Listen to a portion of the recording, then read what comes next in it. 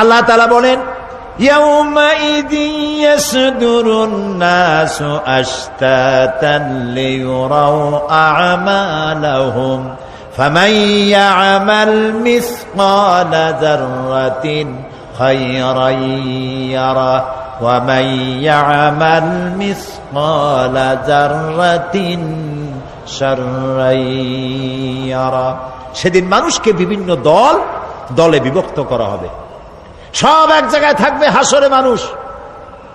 তখন আসামি খুনি, এই যে বিরাট মাহফিল, বিশাল মাহফিল, এর মধ্যে চোর ডাকাত খুনি এই জাতীয় লোক থাকতে পারে না? পারে কিনা? তারা কিন্তু এখন নিরাপদ, যেহেতু পুলিশও দেখতেছে না আর র্যাবেও দেখতেছে না, খুব নিরাপদ। কিন্তু হঠাৎ করে যদি বলা হয় এই সমাবেশের ভিতরে সন্ত্রাসী কারা, তাদেরকে আমরা শনাক্ত করেছি, তারা আলাদা হয়ে যাও, তখন অবস্থাটা কেমন হবে? মৌতের শামিল হয়ে যাবে, ঠিক না? সমস্ত মানুষেরা হাসরের মাঠে একসাথে থাকবে।